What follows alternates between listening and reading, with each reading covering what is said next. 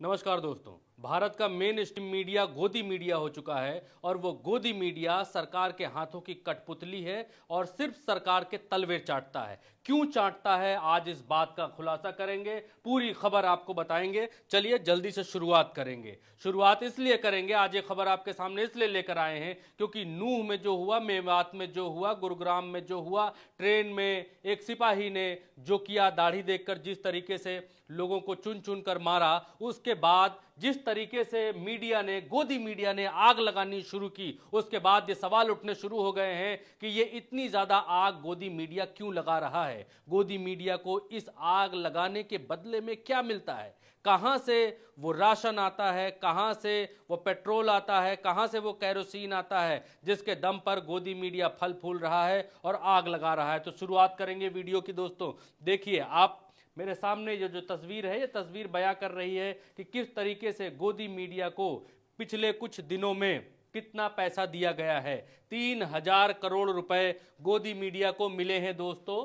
3,000 करोड़ रुपए सरकार ने गोदी मीडिया को दिए हैं। सरकार ने खर्च किए हैं गोदी मीडिया के ऊपर, अपना प्रचार करने में, अपना ऐड दिखाने में, अपनी चीजें करने में, या कुल मिलाकर कहें तो गोदी मीडिया को पोषित करने में, पल्लवित करने के लिए सरकार ने 3,000 करोड़ रुपए दिए हैं। उसका ब्रेकअप भी दिया है। उसका ब्रेकअप यह है कि प्रिंट मीडिया को दिए गए हैं 1,338 करोड़ रुपए, इलेक्ट्रॉनिक मीडिया को दिए गए हैं 1,273 करोड़ रुपए। 3,000 करोड़ रुपए दोस्तों, 3,000 करोड़ रुपए। आप एक बार सोच कर देखिए, 3,000 करोड़ रुपए में जीरो भी सोच कर देखिए कितनी रकम होती है ये, और ये क्यों दिए जाते हैं गोदी मीडिया को, आप समझ सकते हैं, आप जान सकते हैं, आप बेहतर समझ सकते हैं। और क्यों दिए जाते हैं, क्या करता है गोदी मीडिया इन पैसों को मिलने के बाद। देखिए, ये तस्वीर ऊपर से हटा देते हैं। ये तस्वीर एक प्रतीकात्मक तस्वीर है जिसमें गोदी मीडिया का लोगो लगा हुआ है और ऊपर एक माचिस है, नीचे ये माइक तरीके का बनाया गया है। इससे अच्छा प्रतीक और कुछ बन नहीं सकता था दोस्तों। जिस तरीके से ये प्रतीक बनाकर दिखाया गया है कि गोदी मीडिया क्या काम कर रहा है। अब देखिए, जब यहां से पैसा मिलता है तब इस तरीके के एंकर, इस तरीके के अमन खोपड़ा, अमन चोपड़ा जैसे लोग ये क्या क्या करते हैं। आप देखिए क्या लिखा है इसने अपने शो के ऊपर, नेशनल टीवी के ऊपर, अंबानी का चैनल है। क्या लिखता है ये लिखता है, कितने पत्थरबाज, कब परमानेंट इलाज। पत्थरबाजों से कहने का मतलब इसका क्या है, किसको पत्थरबाज कहना चाहता है। हालांकि ये एक हमने तस्वीर यहाँ पर लगाई है, ऐसी ऐसी तस्वीरें हैं कि परमानेंट इलाज की बात जो इसने लिखी है, वो परमानेंट इलाज की बात इसने यहूदियों के नरसंहार को लेकर लिखी हुई है यहाँ पर। खैर उसकी डिटेल में नहीं जाएंगे, लेकिन हम लोग बात इस समय कर रहे हैं कि इतना पैसा मिलता है, किस लिए मिलता है, क्या करने के लिए मिलता है, ये लोग क्या करते हैं। सरकार चाहे, अगर ये सरकार चाहे तो लगाम लगा सकती है कि क्यों जी, मोदी जी चाहे तो पूछ सकते हैं कि क्यों जी, तुमको जब इतना पैसा हम देते हैं तो ये हिंदू मुसलमान करने के लिए देते हैं, ये हिंदू मुसलमान करते हो हमारे पैसे से, हैं?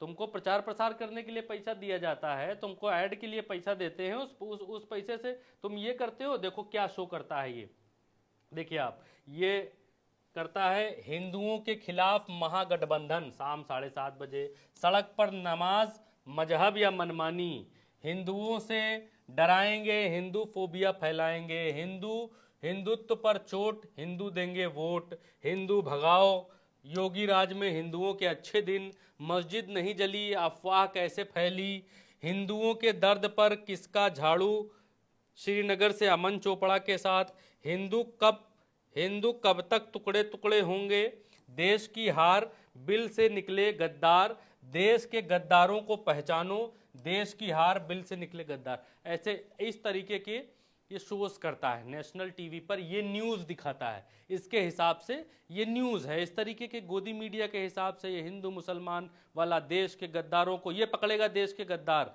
ये नहीं, मोदी जी नहीं पकड़ पा रहे हैं देश के गद्दार, मोदी जी से नहीं पकड़े जा रहे हैं, उनकी सरकार से नहीं पकड़े जा रहे, लेकिन ये देश का गद्दार पकड़ रहा है, स्टूडियो के भीतर बैठकर नफरत फैला रहा है, नफरत बांट रहा है। और इसीलिए वो ट्रेन में जो उस कांस्टेबल ने कहा कि गोदी मीडिया भी हमारा यही कहेगा कि ये लोग पाकिस्तान से ऑपरेटेड होते हैं और योगी मोदी को ही वोट देना है, तो योगी मोदी को वोट देना है। बहरहाल आपने देखा कि कितना पैसा गोदी मीडिया को मिल रहा है। ये सब करते हैं ये गोदी मीडिया वाले, ये सब पैसा मिलने के बाद। जब इतनी रकम बट रही है, इतनी रकम बटने के बाद इधर से इनको कुछ नहीं कहा जा रहा है कि क्या कर रहे हो, इस पैसे का उपयोग ऐसे कर रहे हो, चैनल चलाने में ऐसे ऐसे दुरुपयोग कर रहे हो, हिंदू मुसलमान करते हो, तुमको समाचार देखने के लिए दिखाने के लिए लाइसेंस दिया गया था, तुमको न्यूज़ दिखाने के लिए लाइसेंस दिया गया था, और तुम नफरत फैलाने का लाइसेंस लेकर बैठ गए।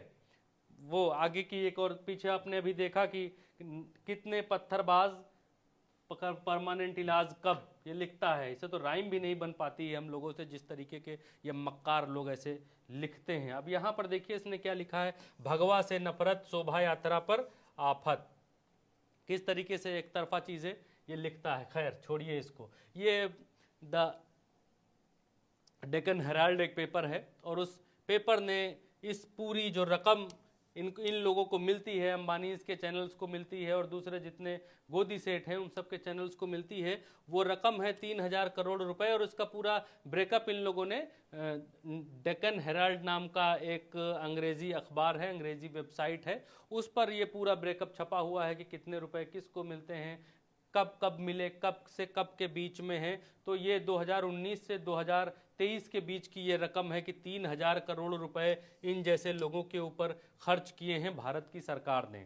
और गोदी मीडिया इसीलिए बने हुए हैं क्योंकि ये जितना मुंह खोलते हैं सरकार उतना पैसा इनके मुंह में ठूंस देती है, और फिर ये वही बकना शुरू करते हैं जो एक पार्टी विशेष की लाइन होती है, उसी लाइन पर इन जैसे लोग चलते हैं। पत्रकारिता के नाम पे कलंक हैं, ये सब के सब काला धब्बा हैं।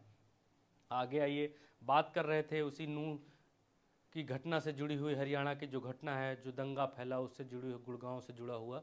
तो इंद्रजीत सरोज हैं, भाजपा के सांसद हैं, इंद्रजीत सिंह, माफ करिएगा, राव सांसद हैं राव इंद्रजीत सिंह। इन्होंने एक वाजिब सवाल उठाया है, किसी के भीतर तो आत्मा जागी, ये हैं वो राव इंद्रजीत सिंह। इन्होंने कहा है कि यात्रा में हथियार लेकर कौन चलता है। हिंदुओं की जो धार्मिक यात्रा निकली थी जिसमें इतना गदर हुआ, हंगामा हुआ, उसमें इन्होंने एक सवाल पूछा है कि यात्रा में हथियार लेकर कौन चलता है। हिंदूवादी संगठनों पर इन्होंने सवाल खड़ा किया कि मार काट करने के लिए, कहीं भगवान की पूजा के लिए जा रहे हो, राम राम करते हुए जा रहे हो, धार्मिक यात्रा निकाल रहे हो, तो फिर उसमें चक्कू, छुरी, तलवार, कांटा, कट्टे की क्या आवश्यकता है। अगर कहीं पर किसी से वाद विवाद हो गया, मान लीजिए बहुत सारे लोग जा रहे हैं, एक साथ जा रहे हैं, किसी की साइकिल, तांगा, रिक्शा, किसी से रास्ते में विवाद हो गया, तो फिर गोली, कट्टे और बंदूकें कैसे निकल आती हैं। तो वहाँ पर ये हथियार लेकर जाने की ज़रूरत क्या है, इन्होंने वाजिब सवाल उठाया है। और जब हथियार लेकर व्यक्ति जाता है तभी ना तो इस तरीके के दंगे होती हैं, घटनाएं होती हैं, इस तरीके से लोग मारे जाते हैं। कितने लोग मारे गए हरियाणा में। इसके आगे आइए, आप देखते जाइए, केवल आप समझते जाइए, बस जल्दी जल्दी समझा देते हैं। इस बार अब मोदी जी क्या कह रहे हैं बोलना। सुप्रीम कोर्ट ने आज कहा है कि जो भी यात्राएं हैं उनकी वीडियोग्राफी कराई जाए, उनकी रिकॉर्डिंग कराई जाए, और कोई भी नफरती भाषण अगर होता है तो उसकी जानकारी दी जाए। नफरती भाषण ना हो, ये सरकारें तय करें कि नफरती भाषण होने ना पाए। सुप्रीम कोर्ट ने इस तरीके के आयोजनों पर तो रोक नहीं लगाई, लेकिन ये जरूर हिदायत दी है, कड़े शब्दों में हिदायत दी है कि जितने भी अब इस तरीके की रैलियां निकलेंगी, शोभा यात्राएं निकलेंगी, उनकी वीडियोग्राफी होगी। सुप्रीम कोर्ट जागा। जागना किनको चाहिए था दोस्तों? जागना चाहिए था इनको नरेंद्र दामोदर दास मोदी जी को। इनको जागना चाहिए था, इनको कहना चाहिए था। खिलाड़ियों के उस पर जाग जाते हैं, उंगली पर खिलाड़ियों की चोट लग गई तो ट्वीट कर देते हैं कि उनको चोट लग गई, हमको बड़ा दुख हुआ, ट्वीट करते हैं। अब नरेंद्र मोदी जी इन क्षणों में, तारीख देख लीजिए, 2 अगस्त है, ये भी 2 अगस्त ही है। ये कहते हैं इस बार मुस्लिम महिलाओं के साथ एनडीए के सांसद रक्षाबंधन मनाएं, पीएम मोदी ने एनडीए सांसदों से कहा। इनके ऊपर रक्षाबंधन, समझ रहे हैं आप किस जोन में है भारत के प्रधानमंत्री? सांसदों से रक्षाबंधन मनाने की अपील मुस्लिम महिलाओं के साथ कर रहे हैं। ये वही नरेंद्र मोदी हैं जो मणिपुर में जो घटना हुई, जिस तरीके की नृशंस घटना मणिपुर के भीतर हुई, उसके ऊपर कुछ नहीं बोलते हैं। उसके ऊपर संसद में बुलाने के लिए इनको अविश्वास प्रस्ताव पास कराना पड़ा विपक्ष को। अविश्वास प्रस्ताव के जरिए ये बाध्य होंगे संसद में जाने पर। ये और ये मुस्लिम महिलाओं के साथ जो है वो रक्षाबंधन मनाने की अपील कर रहे हैं। कितने कितने ये उत्सुक हैं, कितने चिंतित हैं मुस्लिम महिलाओं के लिए। आप देखिए इनको कि मुस्लिम महिलाओं के साथ रक्षाबंधन मनाया जाए। सब सांसद जो हैं वो मुस्लिम महिलाओं के साथ रक्षाबंधन मनाएं। वो महिलाएं नहीं है जो मणिपुर में उनके साथ क्या हुआ और क्या क्या हो रहा है उसके ऊपर ये कुछ नहीं बोलते, उसके ऊपर ये मौन धारण किए हुए हैं। इनको कुछ नहीं बोलना, उसके ऊपर संसद में घसीटे जा रहे हैं। अविश्वास प्रस्ताव पारित करके विपक्ष घसीट रहा है कि बोलिए, एक अपील कर दीजिए कम से कम मणिपुर के लिए कि मणिपुर में आफत मची हुई है, बहन बेटियों की इज्जत के साथ ऐसी ऐसी घटनाएं हो रही हैं, उनकी इज्जत तार तार हो रही है। कुछ तो बोल दीजिए मालिक, कुछ तो कह दीजिए। लेकिन ये कुछ कहने को तैयार नहीं है। यहाँ पर मुस्लिम महिलाओं के साथ अपील कर रहे हैं अपने सांसदों के से कि उनके साथ आप रक्षाबंधन मनाइए। फिर आइए, इनको बोलना चाहिए था नूह की घटना पर, इनको हरियाणा की घटना पर बोलना चाहिए था, इनको गुड़गांव की घटना पर बोलना चाहिए था। दिल्ली से पीछे ही है गुड़गांव, बहुत दूर नहीं है। लेकिन ये नहीं बोले। देश के प्रधानमंत्री हैं, ये कहाँ बोलते हैं? सिर्फ चुनाव की चीज़ों पर बोलते हैं। जहाँ तो रैली में बोलते हैं या मन की बात में बोलते हैं। ये ऐसी जगह पर बोलते हैं जहाँ से कोई वोट मिलना हो। ऐसी जगह नहीं बोलते हैं जहाँ पर कहीं शांति कायम हो या इनके बोलने से कहीं पर कुछ जो अफरा तफरी मची हो वो अफरा तफरी रुक जाए। इनके बोलने से अगर मणिपुर की हिंसा थम जाए, रुक जाए। क्योंकि इनके अपील करने में बड़ी दम है। अपील करते हैं तो लोग थाली बजाने लगते हैं, ये अपील करते हैं तो लोग ताली बजाने लगते हैं, ये अपील करते हैं तो लोग मोमबत्ती लेकर खड़े हो जाते हैं, ये अपील करते हैं तो लोग जो है घरों में कैद हो जाते हैं। लेकिन ये देश के प्रधानमंत्री हैं, ये देश गृह युद्ध जैसे हालातों में घिरा हुआ है। इसको गृह युद्ध ही कहेंगे कि एक तरफ मणिपुर जल रहा है, दूसरी तरफ हरियाणा में आग लगी हुई है, तीसरी तरफ ट्रेन में कैसे कैसे क्या क्या हो रहा है, चौथी तरफ गुड़गांव में क्या क्या हो रहा है, चौथी तरफ नोएडा और ग्रेटर नोएडा में किस तरफ से वीएचपी और विश्व हिंदू परिषद के लोग धरना प्रदर्शन करने की क्या ऐलान कर रहे हैं कि हम धरना प्रदर्शन करेंगे। इनको फर्क नहीं पड़ता। अब आ गया ये हैं गृह मंत्री देश के। देश की सुरक्षा की जिम्मेदारी इनके ऊपर है। ये क्या कहते हैं इनको भी आप देखते चलिए। एमपी चुनाव हम जीते तो 50 साल केंद्र में बीजेपी सरकार रहेगी, ये कहना है अमित शाह का। कहना क्या चाहिए? कहना चाहिए भाइयों बहनों हिंसा मत करो। भाइयों बहनों, आप लोग जो जुलूस निकाल रहे हो शांति से निकालो, किसी तरीके का दंगा नहीं होना चाहिए, देश में शांति कायम रहनी चाहिए। नरेंद्र मोदी जी जो कह रहे हैं कि भारत विदेशों में डंके में ये बीच में कह के आते हैं कि सब चंगा है, भारत में सब चंगा चल रहा है, चंगा सी, तो वो चंगा बनाए रखो, सब लोग चंगे से रहो। लेकिन ये क्या कह रहे हैं? ये कह रहे हैं, तारीख भी देख लीजिए, कोई आपको फेक न्यूज़ नहीं मिलेगी। तारीख है 2 अगस्त 2023 को। ये न्यूज़ 24 नाम की वेबसाइट है और न्यूज़ चैनल है जिसने ये छापा हुआ है कि एमपी में हम चुनाव जीते तो 50 साल केंद्र में बीजेपी सरकार रहेगी। गृह मंत्री अमित शाह ने इंदौर में बीजेपी कार्यकर्ताओं से ये कहा। इनको कहना ये चाहिए था बीजेपी कार्यकर्ताओं से कि किसी तरीके का कोई अनिष्ट ना होने पाए, किसी तरीके की कोई दिक्कत ना होने पाए। आगे देखिए, आगे भी देखना ज़रूरी है क्योंकि जिस तरीके के किस्से कहानियाँ चल रही हैं उस तरीके से बताने बैठेंगे तो पूरी रात हो जाएगी। लेकिन जल्दी जल्दी से आपको समझा देते हैं दोस्तों, जल्दी जल्दी से आपको बता देते हैं। इस पर चिंतित कौन है? इस पर चिंतित वो नहीं है जिनको चिंतित होना चाहिए। इस पर इनको चिंतित होना चाहिए, चिंतित नहीं है। इस पर इनको चिंतित होना चाहिए, चिंतित नहीं है। इस पर मेन स्ट्रीम मीडिया के इस व्यक्ति को चिंतित होना चाहिए, पत्रकारिता के नाम पर धब्बे को चिंतित होना चाहिए। लेकिन ये चिंतित नहीं है। ये नेशनल मीडिया पर बैठता है जिसके ऊपर सरकारें इतना खर्च करती हैं, इतना खर्च करती हैं, 3,000 करोड़ रुपए खर्च करती हैं, जिनके ऊपर सरकारें ये चिंतित नहीं है। ये फैला रहे हैं हिंदू बचाओ, हिंदू भगाओ, हिंदू हिंदू मुस्लिम, हिंदू मुस्लिम, ये कर रहे हैं। लेकिन चिंतित कौन है? आप देखिए, चिंतित है कौन? असली पत्रकार जो है चिंतित वही होगा, फिर अंजाम चाहे जो हो। अब ये देखिए, रवीश कुमार हैं, चिंतित हैं, कहते हैं, सुनिएगा। गोदी मीडिया 10 साल से जहर फैला रहा है। विपक्षी दलों को अपना आलस्य छोड़ जनता तक पहुंचने के लिए दूसरा रास्ता खोजना चाहिए। कार नहीं तो पैदल चलिए। आप इन्हें जितना भी विज्ञापन दें, इनके एंकरों को इंटरव्यू दें, मगर चुनाव में सिंगल कॉलम स्पेस नहीं मिलने वाला है। 2019 का ही कवरेज देख लीजिए, 2024 में भी यही होगा। विपक्षी दलों के नेता इन चैनलों में कैसे जा सकते हैं? सभी को एक प्रतिनिधिमंडल बनाकर मुकेश अंबानी के पास जाना चाहिए। कहना चाहिए कि उनके चैनल पर बैठे 2 एंकर जहर फैला रहे हैं। आप क्यों इन एंकरों के सामने लाचार हैं? क्या ये एंकर अंबानी समूह के मालिक हैं? एनबीडीएसए ने फाइन किया है। सुप्रीम कोर्ट की कई टिप्पणियां हैं। ये एनबीडीएसए की जो बात कर रहे हैं रवीश कुमार, वो बात कर रहे हैं, जो अमन खोपड़ा हमने आपको पीछे दिखाया है, इसके ऊपर एनबीडीएसए ने 25,000 रुपये का फाइन लगाया था। इसी तरीके से ये मुंह से आग उगल रहा था, हिंदू मुसलमान कर रहा था उसके ऊपर। मुकेश अंबानी का नाम लेकर अपील करनी चाहिए, फिर जनता के बीच जाकर हर भाषण में इन चैनलों और अखबारों के बारे में बताना चाहिए कि हर रैली और हर पदयात्रा में अगर इतना नहीं कर सकते तो फिर घर में रहिए। जो गोदी मीडिया से नहीं लड़ रहा है वो लड़ ही नहीं रहा है, बाकी सब खाना पूर्ति है। ये रवीश कुमार का कहना है। इन्होंने अपील की है कि विपक्ष से कि गोदी मीडिया के चैनलों पर जो मुर्गा लड़ाने बैठ जाते हैं, बहुत चाव से जाते हैं, 70 जूता खाते हैं, फिर भी तमाशा घुस कर देखने जाते हैं, वो करना बंद करें। एक प्रतिनिधिमंडल बनाएं, अंबानी के पास पहुंचे और उनसे कहें कि आदरणीय अंबानी जी, आप तो मुसलमानों से, सऊदी से, दुबई से, ईरान से, इराक से बड़ा पैसा बनाते हैं, बड़ा बिजनेस करते हैं, लेकिन आपके चैनल, आपका गोदी मीडिया, आपका एंकर, आपका खरीदा हुआ चैनल और आपके खरीदे हुए चैनल भारत में इस तरीके से नफरत फैला रहे हैं, आग फैला रहे हैं, दो समुदायों के बीच की हिंसा में आग डाल रहे हैं और ये कह रहे हैं कि इनका परमानेंट इलाज कब, कट्टरपंथियों का परमानेंट इलाज कब होगा। कट्टरपंथी कौन है इनमें से, क्या कहना चाहता है ये, एक समुदाय के खिलाफ किस तरीके से लोगों को भड़का रहा है इनका एंकर। ये रवीश कुमार कह रहे हैं कि जाना चाहिए विपक्ष को इनके चैनलों पर बैठना बंद करना चाहिए।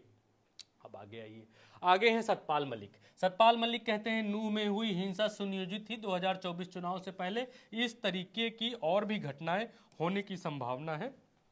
सतपाल मलिक, अब सतपाल मलिक और भी चीजें कहते हैं, सिर्फ इतना ही नहीं कह रहे हैं। सतपाल मलिक ये भी कह रहे हैं कि भारतीय जनता पार्टी चुनाव जीतने के लिए भारत में दंगे करा सकती है। भारतीय जनता पार्टी चुनाव जीतने के लिए अपने ही किसी बड़े नेता को मरवा सकती है। ये भारतीय सतपाल मलिक का ओपन कहना है, ऑन एयर, ऑन बाइट और ऑन द रिकॉर्ड ये बात कह रहे हैं सतपाल मलिक। सतपाल मलिक ये भी कह रहे हैं कि भारतीय जनता पार्टी राम मंदिर के ऊपर खुद ही हमला करवा सकती है 2024 के चुनाव से पहले। ये सतपाल मलिक का कहना है। उन्होंने यहां पर हमने जो आपको बात बताई है वो बात बताई है नूह की, जो कि सतपाल मलिक का ये बयान आज का नहीं है। सतपाल मलिक का वैसे तो ये बयान दो तारीख का है जो नूह की हिंसा पर दिया है, लेकिन सतपाल मलिक इस तरीके की हिंसाओं का जिक्र पिछले कई दिनों से करते चले आ रहे हैं कि 2024 से पहले इस तरीके की घटनाएं होंगी।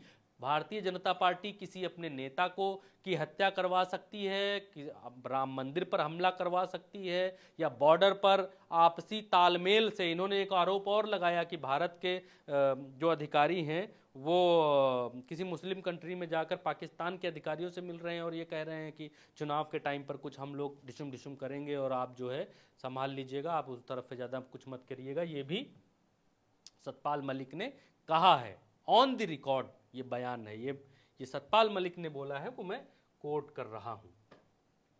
अब आइए हरियाणा चलिए, क्योंकि हरियाणा में ही इतना सारा नाटक हुआ है, इतना सारा आफत फैली हुई है। नूह की हिंसा में 41 एफआईआर दर्ज की गई, 116 लोगों को गिरफ्तार किया गया। योजना के तहत हिंसा की गई, ये बता रहे हैं हरियाणा के गृह मंत्री अनिल विज। ये कह रहे हैं कि एक सुनियोजित तरीके से ये हिंसा की गई और यही इनका कहना है। इससे ज़्यादा इनको कुछ मालूम नहीं है। इनको ये मालूम है कि ये जो हिंसा है सुनियोजित थी, लेकिन किसने की, कब की, इन्होंने क्यों नहीं रोकी, इस बात का इनके पास कोई जवाब नहीं है। और एक बात आप देखेंगे दोस्तों, ये क्रोनोलॉजी अगर आप समझेंगे तो ये जितनी घटनाएं हो रही हैं ये दो तरीके से हो रही हैं। पहली, ये सारी घटनाएं उन रीजन्स में हो रही हैं जहां जहां 2019 में भारतीय जनता पार्टी कमजोर थी, या 2022 के चुनावों में या पिछले चुनावों में जहां जहां किसान प्रदर्शन कर रहे थे, जिन इलाकों से आकर 2022 के चुनाव से ठीक पहले तक जो प्रदर्शन कर रहे थे किसान,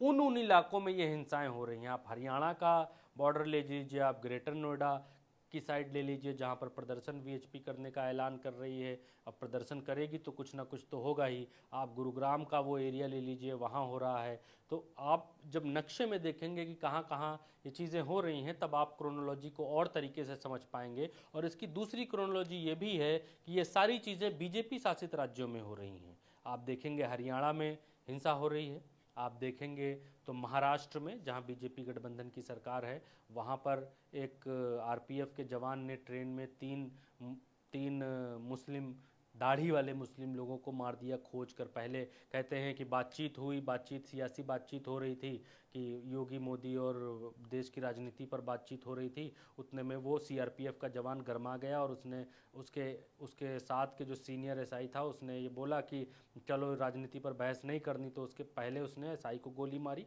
फिर उसके बाद पेंट्री में जाकर गोली मारी एक मुस्लिम दाढ़ी वाले को, फिर जाकर उसने एक और कोच में एक और मुस्लिम की गोली मारी। कुल 3 मुस्लिमों को उसने ढूंढ ढूंढ कर गोली मारी। तो उसके दिमाग में ये भूत किसने भरा, उसके दिमाग में जहर किसने भरा? इन जैसे लोगों ने लोगों के दिमाग में जहर भर दिया है। भारत देश के लोगों के दिमाग में हिंदू मुसलमान भर दिया है। भारत देश के लोगों के दिमाग में अपने इन जैसे शोज़ को लेकर, इसके शोज़ आप देखेंगे तो आप यकीन नहीं कर पाएंगे कि नेशनल टीवी पर बैठकर अंबानी के चैनल में इस तरीके के शोज़ चलते हैं। इस तरीके के शोज़ चलते हैं अंबानी के चैनल में। चलना चाहिए कि आज पेट्रोल का दाम कितना हुआ, आज रुई का दाम कितना है, आज सरसों का दाम कितना है, आज जो है जियो का दाम कितना है।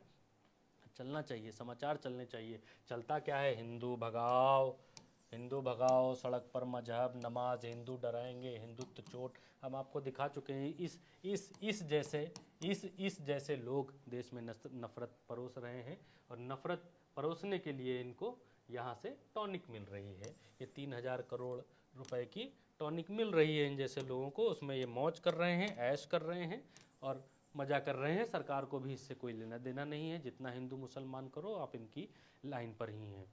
दोस्तों, इस वीडियो में अभी इतना ही। उल्टा चश्मा यूसी पर आप ये वीडियो देख रहे हैं। अगर फेसबुक के पेज पर देख रहे हैं तो फेसबुक को फॉलो करिए, और यूट्यूब पर देख रहे हैं तो सब्सक्राइब करना मत भूलिए। नमस्कार।